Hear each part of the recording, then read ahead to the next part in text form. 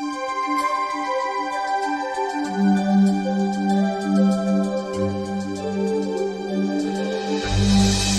Everyone, welcome to chemistry junction. आज हम start करने वाले हैं अपना नेक्स्ट लेक्चर, जिसके अंदर हम ज्योमेट्रिकल आइसोमेरिज्म को यहाँ पे रिप्रेजेंट करने वाले हैं। तो हमने यहाँ पे लास्ट लेक्चर के अंदर हमने ये देखा था कि बेस डेस क्या होते हैं, न्यूमैन प्रोजेक्शन फॉर्मूला क्या होता है, उसके बाद हमने देखा था कि सोहार्ट्स क्या होता है, उसके बाद हमने फिशर प्रोजेक्शन फॉर्मूले को इंटू कन्वर्जन यहाँ पे सीखा था। तो इस लेक्चर के अंदर जो टॉपिक आने वाला है वो है ज्योमेट्रिकल आइसोमेरिज्म, जहां से हम ये देखते हैं कि बहुत बार क्वेश्चन भी पूछे जाते हैं कि ज्योमेट्रिकल शो करता है या नहीं करता है। तो हम स्टार्ट करते हैं। देखो, अपना जो टॉपिक है वो है ज्योमेट्रिकल आइसोमर।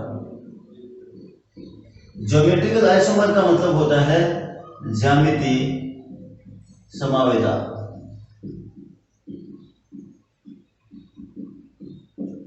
ध्यान से सुनना इसको। अब इसके अंदर होता क्या है, देखो, ज्यामिति समावेता एक्चुअल है क्या चीज। हमने थोड़ी देर पहले मतलब फर्स्ट लेक्चर के अंदर हमने देखा था कि कॉन्फिगरेशनल जो आइसोमर होते हैं वो केवल पाई बॉन्ड पे ही लागू होते हैं। तो ये कॉन्फिगरेशनल जो आइसोमर है उसी का जो रूप है ज्योमेट्रिकल आइसोमर। तो मैं ये बिल्कुल नहीं बोलना चाहता कि ये केवल ज्योमेट्रिकल आइसोमर केवल पाई बॉन्ड पे ही लागू होती है, ये चीजें ये सिग्मा बॉन्ड पे ही लागू होती है। लेकिन कौन सा सिस्टम होना चाहिए वो हम यहाँ पे डिस्कस करने वाले हैं। अगर किसी ने first lecture, second and third lecture नहीं देखा है तो वो इसकी जो लिंक है मैं इस वीडियो के डिस्क्रिप्शन में प्रोवाइड कर दूँ, वहां से जाके आप उसको देख सकते हो। देखो, जब तक आप लास्ट वाले लेक्चर नहीं देखोगे तब तक ये लेक्चर कभी समझ में नहीं आएगा। मैं आपको बोल रहा हूँ, यहाँ पे प्रत्येक जो लेक्चर अपने बनने वाले हैं वो एक दूसरे से कनेक्ट होने वाले हैं। जब तक आप पूरा कंप्लीट लेक्चर नहीं देखोगे तब तक आपको लास्ट तक वो चीजें समझ में नहीं आएगी। ठीक है, तो देखो स्टार्ट करते हैं। तो सबसे पहले ज्योमेट्रिकल आइसोमेरिज्म के लिए हम कंडीशंस की बात करते हैं। जो कंडीशंस फर्स्ट क्या होती है कि किसी भी मॉलिक्यूल के अंदर डबल बॉन्ड जो है कार्बन कार्बन चैन के बीच में या कोई भी हेटेरो एटम के बीच में डबल बॉन्ड है वो प्रेजेंट होना चाहिए। सबसे फर्स्ट कंडीशन ये है।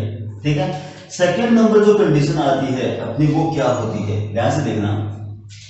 अगर मेरे पास डबल बॉन्ड है तो कार्बन कार्बन डबल बॉन्ड है या नाइट्रोजन नाइट्रोजन डबल बॉन्ड है, कुछ भी हो सकता है ना यहाँ पर।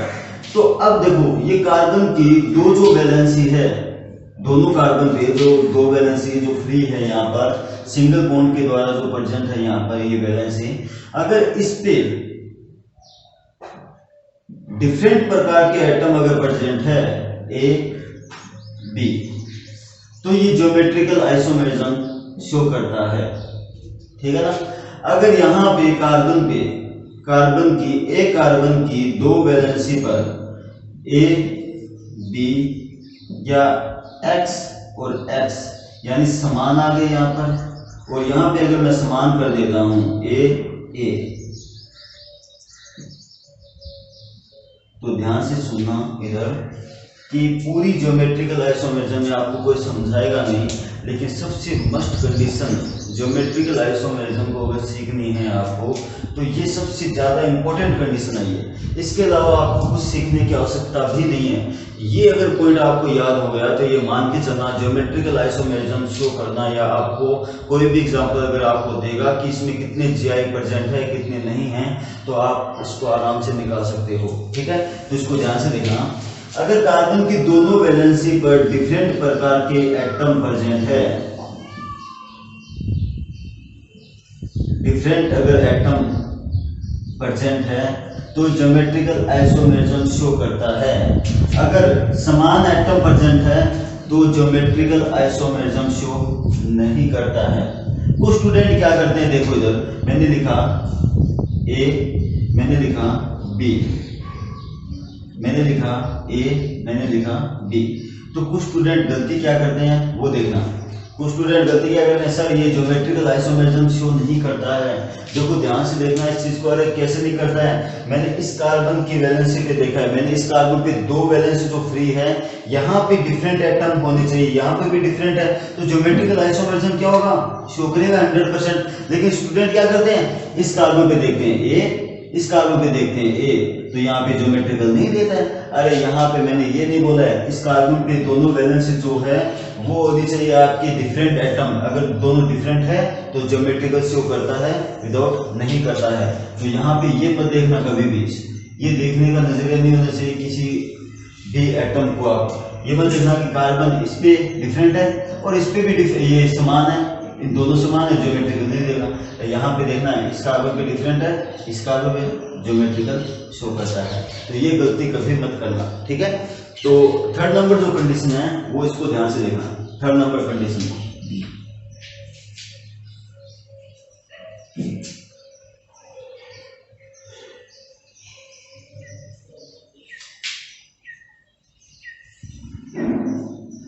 देखो अपने फर्स्ट नंबर जो कंडीशन थी ज्योमेट्रिकल आइसोमेरिज्म में, मैंने लिखा यहाँ पे GI। सबसे पहली कंडीशन हमने यहाँ पे देखी थी कि डबल बॉन्ड प्रेजेंट होना चाहिए, डिफरेंट एटम प्रेजेंट होना चाहिए डबल बॉन्ड के साथ, ठीक है। अब थर्ड नंबर जो कंडीशन है वो होता है रेस्ट्रिक्टेड रोटेशन प्रेजेंट होना चाहिए। जो रेस्ट्रिक्टेड रोटेशन क्या होता है, इसे बोलते हैं प्रतिबंधित घूर्णन। प्रतिबंधित घूर्णन प्रेजेंट होना चाहिए। ध्यान से सुनना, ये प्रतिबंधित घूर्णन होता क्या है? एक्चुअल प्रतिबंधित घूर्णन ऐसा कुछ घूर्णन नहीं है, यानी रोटेशन ऐसा कोई रोटेशन नहीं है। अब एक बात बताओ, यहाँ पर मैंने यहाँ पे कोई 3D दिया, ठीक है। अब एक चीज देखो, ये दो कार्बन एटम है, यहाँ पे ये दो ब्लैक वाले कार्बन एटम है। अब इसमें सिंगल बॉन्ड है, ये सिंगल बॉन्ड है या नहीं? जब सिंगल बॉन्ड है, अगर मैं इसको रोटेशन कराऊंगा, क्या ये घूम सकता है? क्या आराम से घूम सकता है? आराम से घूम सकता है। कैसे घूमोगे? यानी सिंगल बॉन्ड में रोटेशन पॉसिबल होता है। अगर इसके साथ अगर मैं डबल बॉन्ड प्रेजेंट कर दूं, यहाँ पे अगर इस चीज को जोड़ दूं मैं, तो क्या ये घूम सकता है? क्या अगर मैंने इसको जोड़ दिया, यहाँ पे एक बॉन्ड और बना दिया डबल बॉन्ड, क्या ये घूम सकता है? क्या नहीं घूम सकता।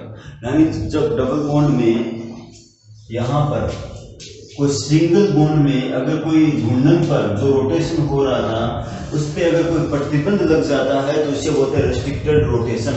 यानी फ्री रोटेशन पे कोई घूर्णन नहीं होता। यानी हम बोलते हैं कि जो सिग्मा बॉन्ड हो चाहे पाई बॉन्ड हो, तो मोस्टली अगर हम देखें तो सिग्मा बॉन्ड पे भी रेस्ट्रिक्टेड रोटेशन पाया जाता है, यानी प्रतिबंधित सिग्मा बॉन्ड पर भी और पाई बॉन्ड पर भी। तो ये चीज हमें देखनी है कि रेस्ट्रिक्टेड रोटेशन कहाँ कहाँ पाया जाता है, तो इस चीज को ध्यान से देखना, ठीक है।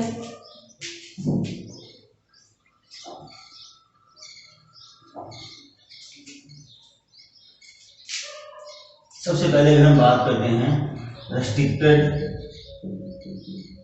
रोटेशन, रेस्ट्रिक्टेड रोटेशन कहाँ कहाँ पाया जाता है? सबसे पहले पाई बॉन्ड पे पाया जाता है और सिग्मा बॉन्ड पे पाया जाता है। अब कोई स्टूडेंट ये सोचता होगा कि सर अगर सिग्मा बॉन्ड पे पाया जाता है तो आपने थोड़ी देर पहले मॉलिक्यूल को घुमा के बताया था, तो वहां पे तो प्रतिबंधित घूर्णन कहाँ पाया जाता है? मैं आपको बताता हूँ कि सिग्मा बॉन्ड पर कहाँ कहाँ पाया जाएगा, तो वो होता है एसाइक्लिक कंपाउंड को छोड़कर। एसाइक्लिक मतलब ओपन चेन जो होती है इसको छोड़कर अगर आपके पास बाइसाइक्लिक कंपाउंड आती है, मैं आपको बताऊं यहाँ रिंग कोई आती है, तो वहां पे सिग्मा बॉन्ड में रेस्ट्रिक्टेड रोटेशन पॉसिबल होता है। देखो सबसे पहले अगर हम पाई बॉन्ड की बात करते हैं तो पाई बॉन्ड 3 टाइप्स में डिवाइड किया गया है। सबसे पहले पाई बॉन्ड आता है अपने पास ऑक्सीजन कंपाउंड में। ऑक्सीजन का मतलब हो गया, सभी जानते हो ऑक्सीजन जब बनता है OH, ये अपना ऑक्सीजन है। यहाँ पे क्या पाया जाता है? रेस्ट्रिक्टेड रोटेशन, क्योंकि यहाँ डबल बॉन्ड आ गया, कार्बन और नाइट्रोजन के बीच में डबल बॉन्ड आ गया, तो जहां पे डबल बॉन्ड आएगा तो वहां पे तो रेस्ट्रिक्टेड रोटेशन ही प्रेजेंट होगा। यानी पाई बॉन्ड की बात की मैंने, पाई बॉन्ड में तो 100% मिलेगा ये।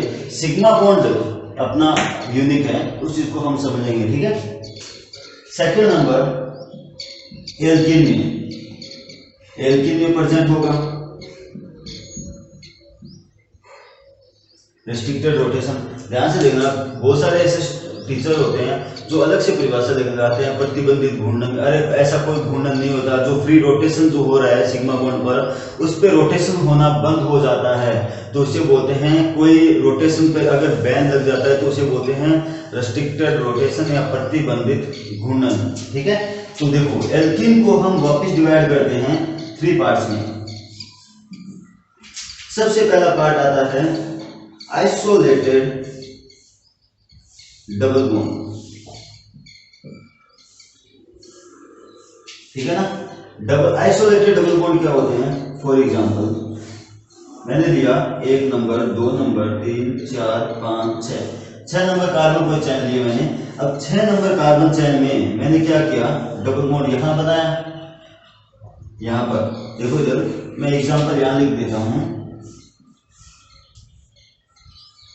ठीक है, मैंने यहाँ पे 1 2 3 4 5 6 या 5 नंबर कार्बन, कितनी बड़ी कार्बन श्रृंखला, मैंने यहाँ डबल बॉन्ड बनाया, फिर सिंगल बॉन्ड, फिर सिंगल बॉन्ड, फिर डबल बॉन्ड। तो आइसोलेटेड डबल बॉन्ड क्या होते हैं? अगर आपके पास कोई लंबी कार्बन श्रृंखला है, उसके बाद पहले पाइबंद आ गया, उसके बाद सिंगल बॉन्ड, फिर सिंगल बॉन्ड, फिर पाइबंद अगर आता है, या उसमें बहुत ज्यादा अगर सिग्मा बॉन्ड आते हैं, उसके बाद अगर पाई बॉन्ड आते हैं, तो वहां को बोलते हैं आइसोलेटेड डबल बॉन्ड। और सेकंड नंबर अपना जो है वो होता है क्यूमुलेटेड डबल बॉन्ड। तो क्यूमुलेटेड का एग्जांपल है एलिन। एलिन में देखो कार्बन, ये कोई कार्बन चेन है। ठीक है, इसमें n की वैल्यू ओड भी हो सकती है और इवन भी हो सकती है। क्यूमुलेटेड डबल बॉन्ड यहाँ पे भी क्या पाया जाता है? Restricted rotation. उसके बाद पाया जाता है conjugated double bond. Conjugated double bond, इसका मतलब देखो यहाँ पर 1 2 3 4 कार्बन चेन है मेरे पास, यहाँ पे डबल बॉन्ड, फिर डबल बॉन्ड। देखो यहाँ पे इसका मतलब क्या हो गया? कंजुगेटेड डबल बॉन्ड का मतलब हो गया कि कोई भी कार्बन चेन जहाँ पे डबल बॉन्ड के बाद सिग्मा बॉन्ड, फिर डबल बॉन्ड, फिर सिग्मा बॉन्ड। इसका मतलब क्या होगा यहाँ पर कि पहले पाई बंद आएगा, या फिर उसके बाद सिग्मा बॉन्ड आएगा, फिर पाई बंद आएगा, यानी अल्टरनेट क्रम पे चलेंगे अपने। ठीक है, इसे बोलते हैं कंजुगेटेड डबल बॉन्ड। यहाँ पे भी रेस्ट्रिक्टेड रोटेशन पाया जाता है। और पाई बॉन्ड कहाँ पे पाया जाता है? एजा कंपाउंड में, एजा कंपाउंड। अब बात करते हैं यहाँ पे यूनिक चीज की, सिग्मा बॉन्ड में रेस्ट्रिक्टेड रोटेशन कहां पाया जाता है? देखो सबसे पहले बात करते हैं नॉन साइक्लिक सिस्टम की। नॉन साइक्लिक सिस्टम कौन सा हो गया? अब एक बात बताओ, ये कार्बन कितने? 1 2 3, साइक्लोप्रोपेन, साइक्लोब्यूटेन, साइक्लोपेंटेन, साइक्लोहेक्सेन। इसके अंदर क्या पाया जाता है? सिग्मा बॉन्ड होता है। सब में सिग्मा बॉन्ड है या नहीं है? फिर भी इसके अंदर रेस्ट्रिक्टेड रोटेशन पॉसिबल होता है। वो कैसे? ध्यान से देखना। अब एक बात बताओ, यहाँ पर ये मेरे पास 5 मेंबर रिंग है, 1 2 3 4 5 मेंबर रिंग है। अब मैंने क्या बोला था, इसमें सभी में सिग्मा बॉन्ड है या नहीं है? देखो सिग्मा बॉन्ड के साथ जुड़े है ना कार्बन। अब एक बात बताओ, इस चीज को घुमा के बताओ मुझे, घूम सकता है क्या? ये नहीं घूम सकता। कैसे भी घुमा के देखो इसको, ये नहीं घूम सकता। तो यहाँ पे क्या हो गया? घूर्णन पे क्या लग गया? प्रतिबंध लगे। तो इसे क्या कहा जाता है? रेस्ट्रिक्टेड रोटेशन, यानी प्रतिबंध लग गया घूर्णन पर, तो इसे कहा जाता है रेस्ट्रिक्टेड रोटेशन। अगर मैं यहाँ से एक बॉन्ड ब्रेक कर देता हूँ सपोज, तो फ्री हो गया ना, ये एक कोई साइक्लिक यानी ए साइक्लिक सिस्टम बन गया, ओपन चेन बन गई।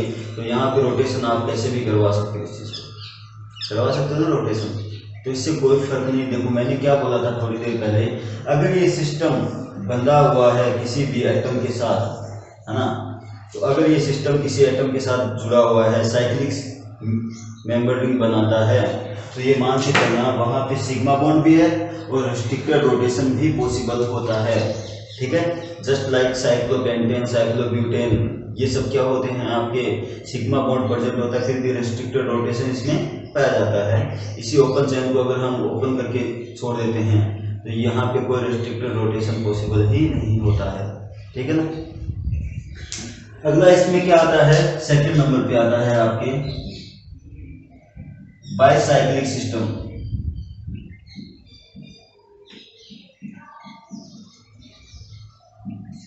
और लास्ट आता है आपके ब्रिज कंपाउंड।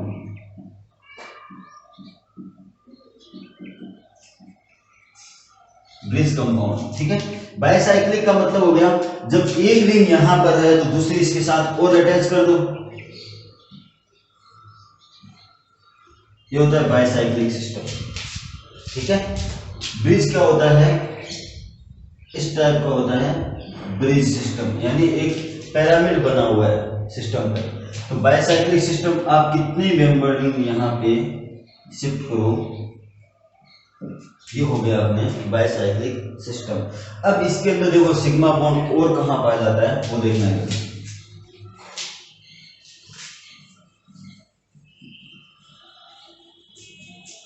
स्पाइरो कंपाउंड में, पॉली स्पाइरो कंपाउंड में रेस्ट्रिक्टेड रोटेशन पाया जाता है। देखो इस टाइप की अगर आपके पास कोई रिंग आती है,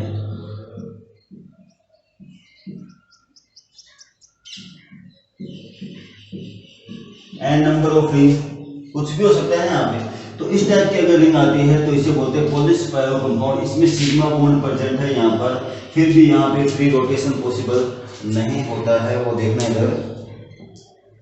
देखो इस टाइप की कोई रिंग होती है, अब आपको ये ऐसा दिख रहा होगा कि इस टाइप से जुड़ी हुई है, लेकिन एक्चुअल क्या होता है, एक होती है सरफेस पे, एक होती है इस टाइप से, तो हम बना भी नहीं सकते इस चीज को, ठीक है ना। तो यहाँ पे कोई रोटेशन पॉसिबल नहीं है, ये रिंग आपस में एक दूसरे से अटैच होती है। यहाँ पे मैंने सिग्मा बॉन्ड बनाया जरूर है, लेकिन यहाँ पे अटैच होती है इसके साथ है, तो इसको हम घुमा नहीं सकते। जब एक रिंग घूमेगी तो यहाँ से टूट जाएगा बॉन्ड, ठीक है ना। तो ये मान के चलना, ये होते हैं spiro compound, poly spiro compound कहा जाता है इनको, या एनिलीन, यानी इसे बोलते हैं क्युमुलेटेड डबल बॉन्ड्स। तो यहाँ तक हमने ये देखा था कि ज्योमेट्रिकल आइसोमेरिज्म में क्या क्या कंडीशंस होती है। सबसे इंपॉर्टेंट बात कि हमने ये देखा था कि ज्योमेट्रिकल जो आइसोमेरिज्म होता है उसके अंदर कंडीशंस क्या होती है। तो उस कंडीशन के अंदर हमने ये पाया गया था कि यहाँ पर तो सबसे मोस्ट इम्पोर्टेंट जो कंडीशन है वो ये होती है कि इसके अंदर कि एक तो रिस्ट्रिक्टेड रोटेशन पाया जाता है, दूसरा यहाँ पे जो कार्बन की जो वैलेंसी होती है, जो फ्री वैलेंसी होती है, उस पर डिफरेंट ग्रुप प्रेजेंट होने चाहिए, ठीक है। तो मैंने आपको बता दिया कि रिस्ट्रिक्टेड रोटेशन कहाँ कहाँ पॉसिबल होता है, पाई बॉन्ड में भी होता है और सिग्मा बॉन्ड में भी होता है। अभी तक हमने इस लेक्चर के अंदर केवल ज्योमेट्रिकल आइसोमेरिज्म पे कंडीशंस की बात की थी। हम उसके बाद नेक्स्ट लेक्चर के अंदर हम उसके एग्जांपल्स करेंगे। तो प्लीज वीडियो को शेयर और सब्सक्राइब जरूर करना। Thank you for watching chemistry.